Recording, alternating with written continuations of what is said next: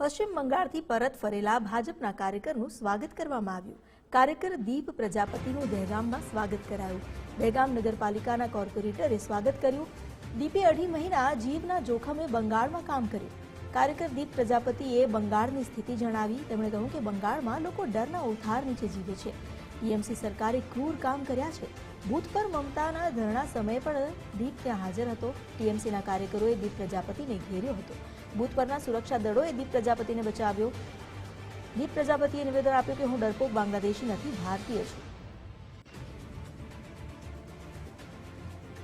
બંગાળ ચૂંટણી દરમિયાન દીપ પ્રજાપતિ જે 2.5 મહિના સુધી બંગાળમાં હતા અને બંગાળમાં તેઓ ચૂંટણી પ્રચારમાં જોડાયેલા હતા।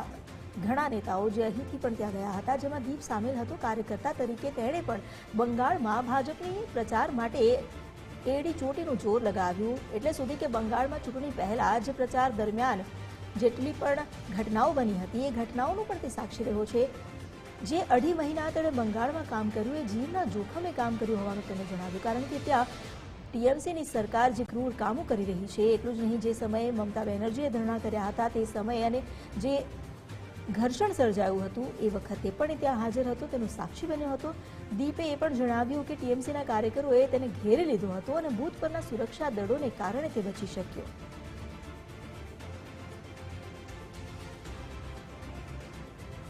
અમારી સાથે ખુદ જોડાઈ ગયા છે દીપ પ્રજાપતિ, તેમની સાથે વાત કરીએ। દીપભાઈ, આપનું સ્વાગત છે।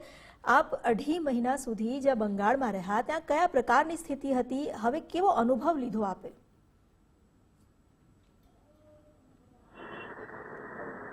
તમે આ બી કવર કરી શકો ત્યાં છે ને। જી દીપ,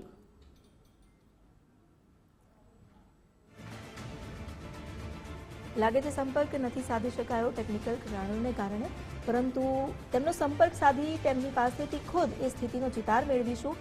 ટીએમસીના કાર્યકરોએ દીપ પ્રજાપતિને જ્યારે ઘેર્યા હતા અને તે સમયે પોલીસ અને સુરક્ષા દળોએ તેમને બચાવ્યા હતા। આ 2.5 મહિના જે પ્રચાર દરમિયાન ત્યાં કયા કયા પ્રકારની ગતિવિધિઓ થઈ અને કેવી રીતે ટીએમસી અને જે ત્યાં હિંસક માહોલ ઊભો થયો હતો એવા જોખમમાં પણ તેમણે બીજેપીના કાર્યકર્તા તરીકે બીજેપીના પ્રચારમાં તેઓ જોડાયેલા રહ્યા। અમારી સાથે ફરી જોડાઈ ગયા છે દીપ પ્રજાપતિ। દીપ, આપ જે 2.5 મહિના બંગાળમાં રહ્યા, કેવો અનુભવ રહ્યો આપનો? કેવો ત્યાં સ્થિતિ શું હતી? ચિતાર આપો। હું છેલ્લા 2.5 મહિના બંગાળમાં હતો અને બહુ બધા એવા બધા સર્જાઈ હતી, તમે વિચારી બહાર તો ગાડી અને મને મારી એક તાકાત હતી કે જે કાર્ય બનાવી છે, જે લોકોની જે પરિસ્થિતિ હતી મારી પરિસ્થિતિ બહુ સારી હતી। એ જ ધ્યેયથી મારે બંગાળ બચાવવું છે, મેં કામ કર્યું હતું।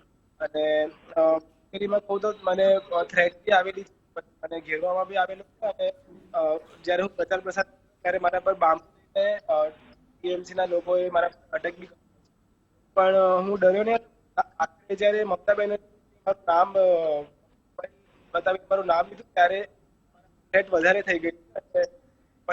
મેં કે પછી 2 દિવસ જ બાકી હતા માટે, એટલે વોટ કાઉન્ટ જી પછી મેં કે મારું જાન હે તો જાન।